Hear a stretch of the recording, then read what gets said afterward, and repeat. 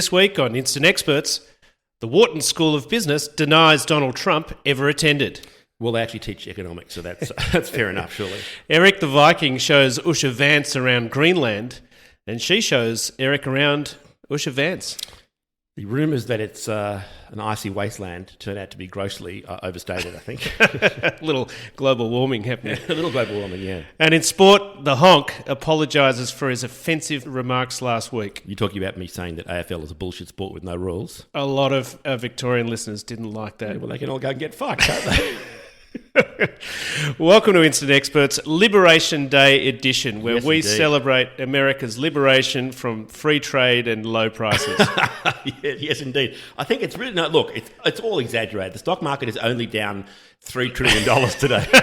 I think my super is down by about 140%. I think I actually owe money. That's quite possible.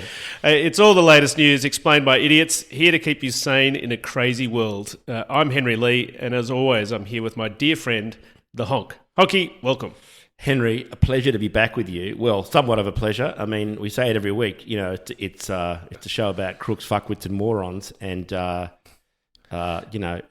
this is not the Olympic year, but we're not. It feels like it. Feels like what it doesn't. Sure There's new insanity every week. I mean, Signalgate seems like it was about 8 crises ago. Yeah, Signalgate. It feels to me now like that. Remember the good old days, Signalgate. That's right. By the way, we don't have time to cover it today, but did you know that the Waltz & Co got busted using Gmail now during the week? Signal was not too secure secure. enough. Yeah, correct. Yeah. Is that for real? Yeah, for real. Yeah, during the week. Yeah. Really? Yeah, using Gmail to talk about national security stuff. What was the problem? Weapons and... What was the problem? Was it? I think MySpace wasn't available. Yeah, clearly. Anyway, what was your highlight this week, Honky? Look, we normally talk about something, fun and silly and inconsequential, but we've just got to, let's just get into it. It's got to be tariffs. I mean, that is the big story. But do you want to first start with something more pleasant, which is greeting our lovely listeners? Yes, let's do that. Some shout-outs to Instant Experts around the world. Loyal listeners around Australia, including various parts of Sydney. Yes. We've got Zetland, Revesby, Lewisham. Hello. James in Vaucluse. Hello, James. Michael in McMahon's Point on the lower North Shore. Do you reckon McMahon's Point was named after Vince and Linda McMahon of WWE fame? I think it probably was, yeah. Although, I should be clear, Vince McMahon's own point is currently under investigation by federal authorities on sex trafficking charges, isn't he? Yes. Around the globe, we've got Canoas, I hope I've pronounced that correctly, in the south of Brazil. Yes. Watford in the UK, where Elton John used to own the football team. Yes, indeed. Johannesburg. That's got to be May Musk. Does that reckon that was May Musk? I presume so. Yeah. And Grand Marigot in Guadeloupe, which is an island in the Caribbean right between Montserrat/Antigua and Dominica. The police back together? They're recording an album there or something with a sting listening to it? What was that? I'm not going to say Kokomo again. No. And now normally that would be a shoe-in for exotic destination of the week. Is it not? No, we have to do a shout-out. We have a new listener this week in Ouagadougou. Ouagadougou. That's where is that? That is in Burkina Faso. Wow. In West Africa, just There you above Ghana, Cote d'Ivoire, Togo, and Benin. Burkina Faso heard that Kenya was getting some, and they're not putting up with it for a minute. Okay, got to ask you, what do you know about Burkina Faso? I know absolutely nothing. But the only thing more ignorant and white than that statement is possibly the name Ouagadougou, isn't it? The fuck kind of name is that? That sounds like a name made up by like white guys for a Tintin cartoon, or you know what it sounds like? It sounds like the surname of a kid. You know J.K. Rowling's books, all the kids' names, if they're not white, have the most racist names. Like, isn't there like a kid from Africa whose surname is Shacklebolt or something? It's shocking, right? That sounds like a name she made up. You know what it sounds? It sounds like an Abbott and Costello in Africa movie from 1943. Well, I hate to break it to you, it's actually just the French spelling of the local name, which is in fact Ouagadougou has been for hundreds of years. I'm not sure that's much of an improvement. They may be responsible for their own. But so what a second. When did you become the expert on Burkina Faso, for fuck's sake? Well, I'm an instant expert. Did you know it used to be called Upper Volta? I did not know that. I had heard of Upper Volta, but I did not know that. But by the way, if you're going to do this, you have to do. When I say something about Ouagadougou, if you want to do this correctly, we're in the inner west of Sydney. If you're meant to do the inner west Sydney sort of hipster tribute, hipster mature age student. I think you'll find that it's actually named after the French, the French version of an African name. So to hide your privilege. All right, on with the show.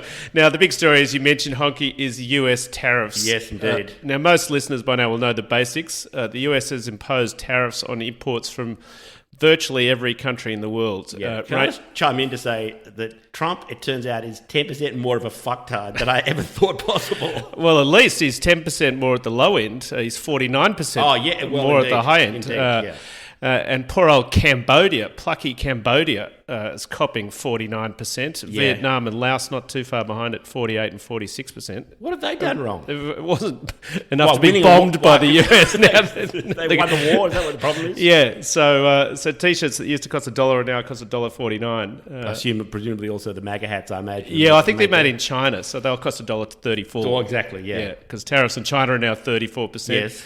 EU 20%, Yes. and good old Australia at the back markers on 10%. Yes. Now, why is it so? Trump has been banging on about fair trade since the 1980s, and his apologists sort of claim it's part of some master negotiation scheme with the rest of the world. Instead of him just being a complete fucking idiot. Exactly. But what looks like he's taxing the world, and that's, making the world, sort of building a wall and making them pay for it, economic equivalent. He's just taxing Americans. I mean, Rand Paul, exactly. who's not exactly a, commie, the senator from Kentucky, he put it best. He just said very simply, tariffs are taxes. Well, they are. Yeah, and they're paid by the importer, not the exporter. By the way, what's amazing is the number of times you say this and it does not get through to people. It's not the countries who are ultimately paying it, it's the consumer. Exactly. And the bit that I loved even more is that the basis they've calculated the tariffs on is completely moronic. So you'll look our economics correspondent. Yeah. God help us. In this setup, you're the expert on economics. Can you take us through why the Trump calculation, for those interested, I'm interested, I don't know, why is it so dumb the way he's even calculated it? Well, you'd think the tariff rate would be the rate that it says, here's the tax we're charging on imports from Uzbekistan or Australia or whatever. If it's Aussie beef, we'll tax it at 10% or 20%, right? Trump hasn't done that. Trump has said, we're going to charge tariffs based on our trade deficit with that company, so our with that country, our imports minus or exports minus our imports, I should say, divided by the imports, right? And if we've got a surplus, which is going to charge you 10%, that's probably confusing. Here's an example. So imagine the US buys, i.e., imports $10 worth of stuff. Gotcha. Yep. It sells or exports $8 worth of stuff. So it's got a deficit of $2. That's right. Okay. There's a trade deficit of $2. Yep. So he's calculated the tariffs by dividing the $2 difference, the trade deficit, by the $10 they import. So he gets 20%. Right. And then the idea is he applies that 20% back on the $10 of imports. Got it. So he thinks he's getting another $2. So he's sold you $8. Yep. He's taxed you $2. Yep. So he's got $10. And he thinks he's adding 2 to the deal. Correct. Thinks he's getting another 2 out of you, so it's $10 each way. Why do I feel a huge butt coming right? Because the $2 is not paid by the country you're importing from. It's paid by the Americans importing it. Right. So you've sold $8 worth of stuff. You've brought in $10 worth of stuff, except now the $10 worth of stuff costs $12. So you've turned $8 not into $10 but into $6. You've turned -2 and then -4. Oh, Jesus Christ! Yeah, so the Americans have paid $12 instead of $10 they should have been paid. The idea of tariffs is terrible. The way he's calculated is terrible, but it also overlooks all the things that are wrong with tariffs in general, right? Correct. I mean, countries aren't forcing their goods upon America. Americans are choosing to buy them from overseas because they are cheaper. Yeah. And it turns out people like buying things that are cheaper. That's crazy talk. And it's also, half the time, it's American companies who take in their manufacturing offshore. Once again. Again, because it's cheaper. Yeah. It's completely insane. So what's the upshot of all this? So the upshot of it all is there'll be a massive increase in costs for American importers, which is most manufacturers. Yep. And hence most American consumers. And Trump says, but then they'll have to invest in America and build it and produce it all here. Except production costs are going to be higher, because if they weren't higher, it would be onshored now. Right.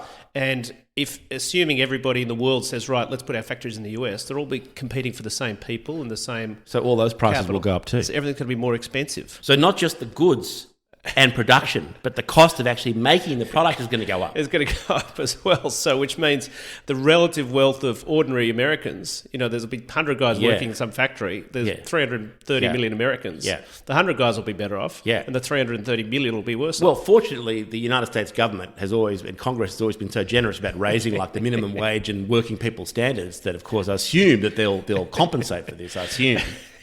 Good news is that a 10% tariff won't make much difference to Australia. No, it doesn't sound good. Why will it not make much difference? Well, its exports to the US are quite small relative to GDP, less than 1%. Right. And in fact, only 6% of our total exports. Most of our stuff goes to China. And the costs, as we said, will go to the US consumer anyway. Yeah. And so we've got to give credit to Albo. We don't do it very often. No. Prime Minister Albanese, who's decided not to respond. Yes. He's not going to put tariffs on American goods to make them more expensive for us. Although, in fairness, was it clear he was not responding to this or just not responding in general? Because he mostly doesn't respond, does he? He is a genius at doing nothing. But have you been following this story that Albo, the way that people are sort of praising him, saying it could have been worse for Australia, but the way that he managed to pull off even only 10% is that he was using the golfer Greg Norman as his go-between. Are you being serious? Yeah, for real. And apparently Trump, after Trump had a conversation with Albo early on, which he described him as a very fine man. Remember that? Yeah. Top 5 signs you're about to get fucked by Trump. He tells you you're a very fine man. Then he stopped taking Albo's calls. Right. So then he started taking calls. His great buddy, his golfing buddy with Greg Norman. So he started taking golf So the calls. Australian Prime Minister had to call the Shark to get through to the US President. Right. And in fact, the Shark had it in the bag. The Shark actually, what I've heard, our secret Pushing intel, for zero tariffs, I assume. he had it at zero tariffs. He had it in the bag. Yeah. Like, let me use a golf analogy. Like, he lost it at the last minute. You wouldn't believe it. I've got a bad feeling about this. He had like the ball. Was there water? Was there water involved? The ball was right at the hole. All he had to do was just chip it, and he missed. And you can't believe who would thought that Greg Norman. Who was he negotiating with? Larry Myers? I don't know. Tell us the Larry Bob Myers. Tway. Who were Larry Myers and Bob Tway? Nick Faldo. Who were those guys? Well, Larry Myers chipped in from 140 feet to beat Norman in the 1987 Masters. Oh, yeah. Which was the year after that Bob Tway, another no-name American golfer, chipped in from the bunker to win the PGA, and snatched them away from Norman, and then Faldo, the great English golfer, beat him by 6 shots. Yeah. After Norman had a 6-shot lead going into the last round, so it was a 12-shot turnaround as an oxygen shortage descended on Augusta, Georgia. So is anybody standing up for against this madness, Honky? Well, it's so interesting. It's interesting that the US Senate voted down 51-49. Actually, this is a Republican-controlled Senate, voted down the tariffs on Canada. Right. And among them was Rand Paul. Paul and Mitch McConnell. That Mitch McConnell is becoming a force for good is an extraordinary turn of events, and pretty much says it all. If he's left of you, we give a lot of shit. Real trouble. We give a lot of shit to RFK Jr. Yes. A lot of shit, being the Health and Human Services Secretary for the United States government, doesn't give a fuck about vaccines, thinks they cause autism. But this is rare, positive. It's positive. Sacked 3,500 people. Sacked 3,500 people. But here's this great thing, right? Which is he doesn't give a fuck about vaccines. So you see all these outbreaks. You're seeing outbreaks measles. In the south. Yeah, measles in the southwest United States. In the US Senate, suddenly you're seeing this huge outbreak of spines at alarming rates. Wow. Yeah, viral common sense. At this rate, viral comment just around the corner. At this rate, in a year, there could be brains. Could be enough spines. Could be brains, yeah. Could be enough brains and spines to impeach Trump. Who knows? Yeah. All right, well, let's change gears and get to entertainment news. Another friend of the show, covered him in previous episodes, Kid Rock. Kid Rock was in the White House this week. Yes. If Conor McGregor wasn't bad enough, Kid Rock was there. Did you see what he was wearing? Yeah, was he wearing a suit? He was wearing like a sort of a sequined jumpsuit. I mean, by the way, he was wearing like a sequined onesie jumpsuit. Like, thank God he was there presumably to teach Zelensky a lesson in appropriate wear for the Oval Office, right? I noticed there were no conservative journos asking him why he wasn't wearing a suit, were there? No, one of them said he looked like he was about to be shot out of a cannon. Yeah, there were a number of hilarious calls. Somebody else described him as looking like Mississippi's #1 defense attorney for monster truck DUIs. And also, I like this one. He's often been described as looking like a guy who's only allowed to see his kids every second weekend but doesn't. And what was he doing in the Oval Office? He was there to thank President Trump as Trump signed an executive order for cracking down on unfair ticket resale prices. Right. To which I'd say, does he have a problem with? I was going to say, who knew ticket resale prices for a problem? Sorry, to have a resale problem, like in Kid Rock case, wouldn't someone have to want to buy the tickets in the first place? I don't think. Is it like a compulsory acquisition program? So if you've mistakenly bought Kid Rock tickets, you're allowed to lay them off to the US government. But it's like, how are prices a problem? Aren't most of his gigs like at the Pitt Street Mall during Christmas sales? I think I saw him outside Brash's around 1992.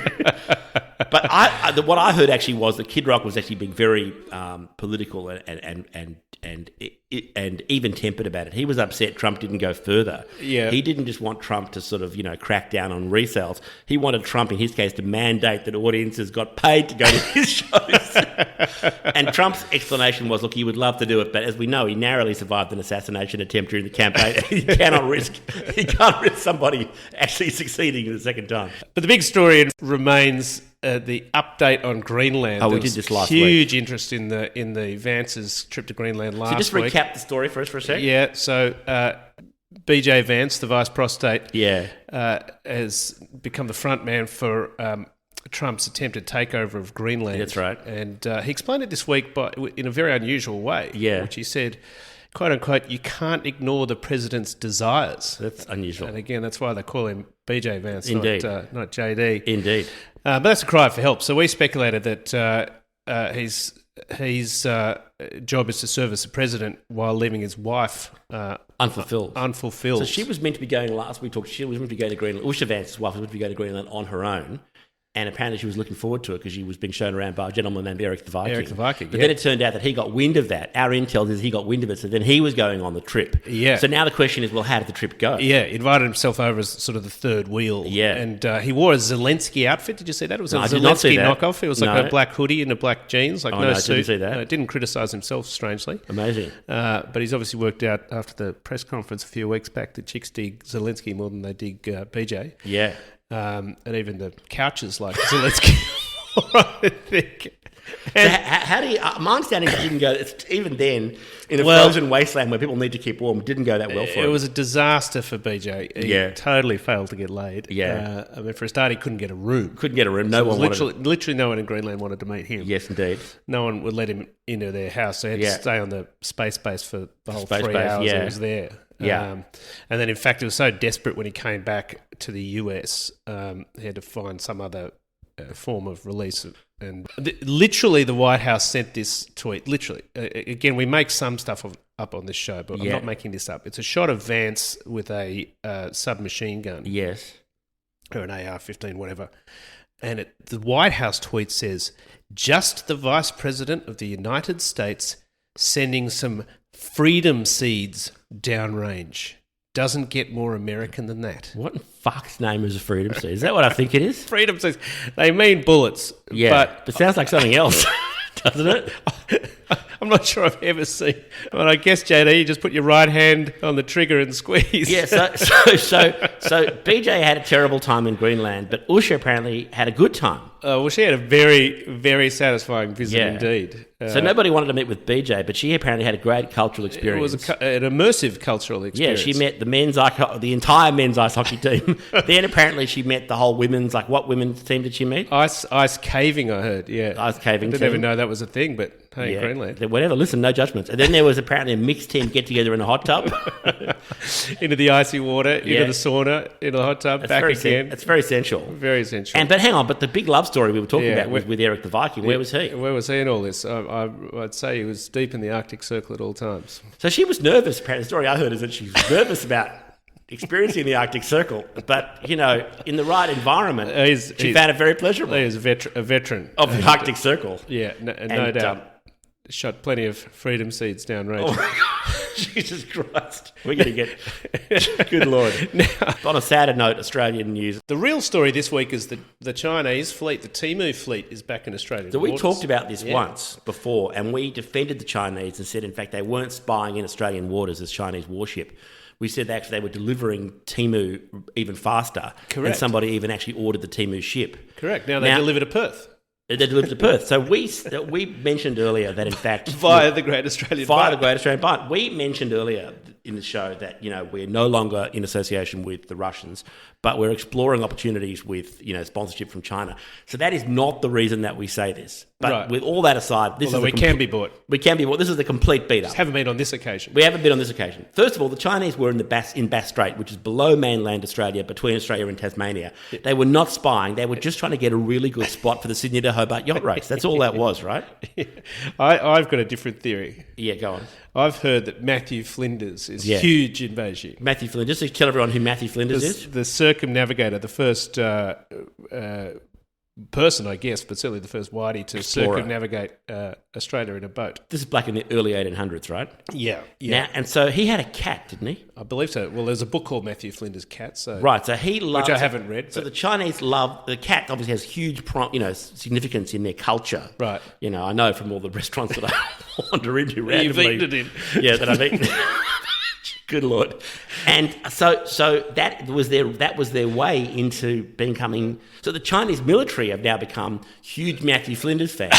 So all the Chinese warship is doing, it's not spying on Australian waters. It's just recreating the Matthew Flinders and his cat journey around the Great Australian Bight. Just like Matthew Flinders tracking the giant undersea communications cable that existed in 1812, whenever he made that You understand it well.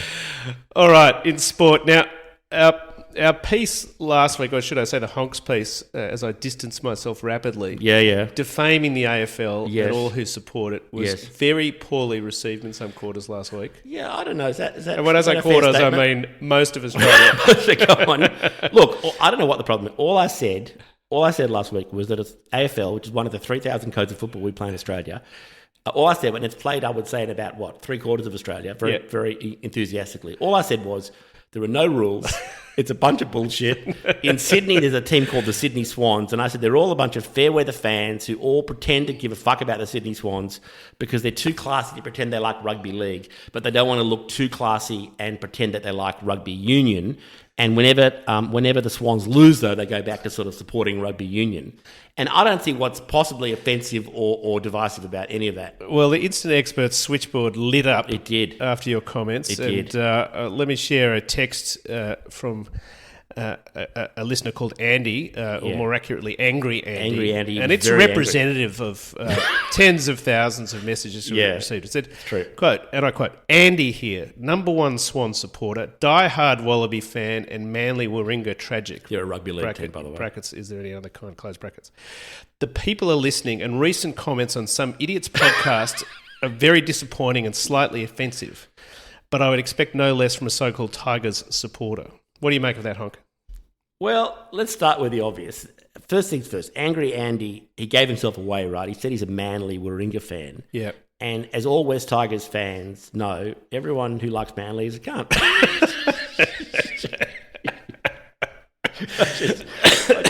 Oh, God, kill me. That rivalry does go back a long way to the late 70s and 80s, when Yeah. every time the old Magpies had a good player, Manly would steal. Les Boyd being a prime example. Yes. So they aren't to be taken seriously. But they also had this famous, you pointed out to me, this wonderful That's true. comeback. It is a beautiful love-hate relationship. Everyone hates Manly. Everyone if hates you're from Manly. Sydney, you know that everyone hates Manly. Yeah. If you're from Sydney, you also know that at every single game that Manly plays, certainly home game, there's a fan who turns up with a sign and it says, and it's the best sign in world sport in my opinion, and it says, guess what? Manly hates you too. Too good. But also specifically my assertion there are no rules in AFL didn't go down too well.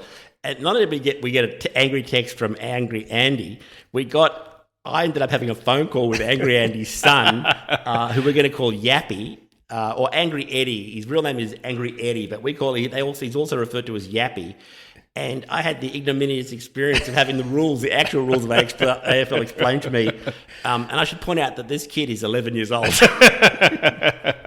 So you're having the rules of AFL explained to you by an 11-year-old. Yeah. Anyway, let's move away from AFL, get back to a real sport.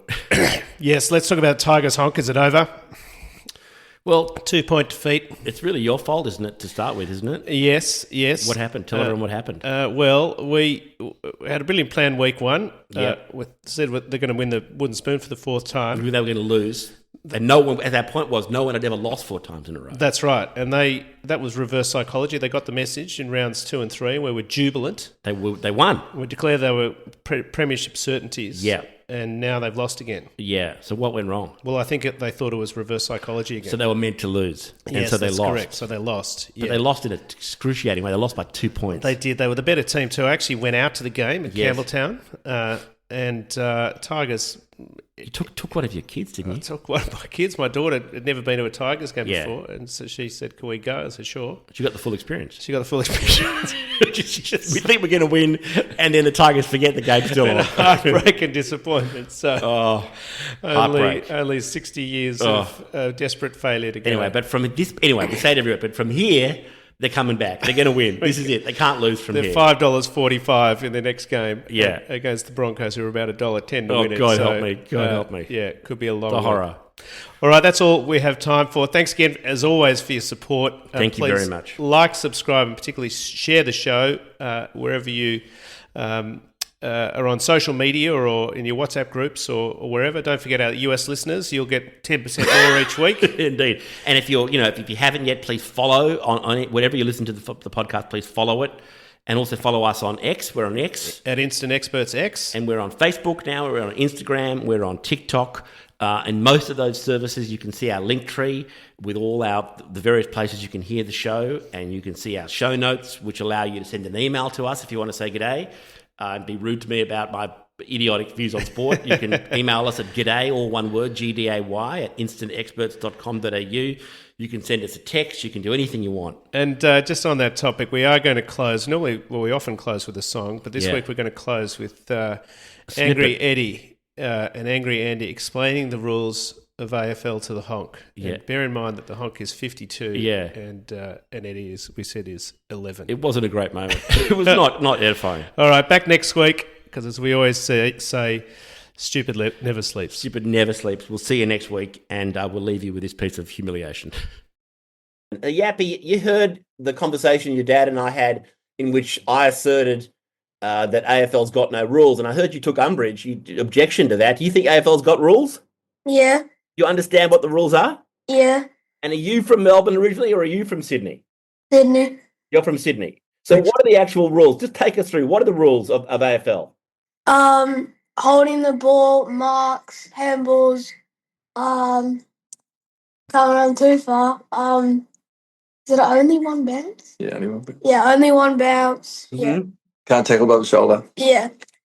And when you say handball, does that mean people are allowed to bounce the ball up and down like at school, or does it actually mean something else? It's like passing. Yeah, like passing, like Oh, I see, right. Yeah. Well, Yappy, thank you very much for your time on Instant Experts. And another correction to our thesis that there are no rules. There you go. You've heard it from an 11-year-old. That's pretty embarrassing for us. Good for Yappy, embarrassing for us. All right, thanks, Yappy. Thanks, mate. See ya. Bye.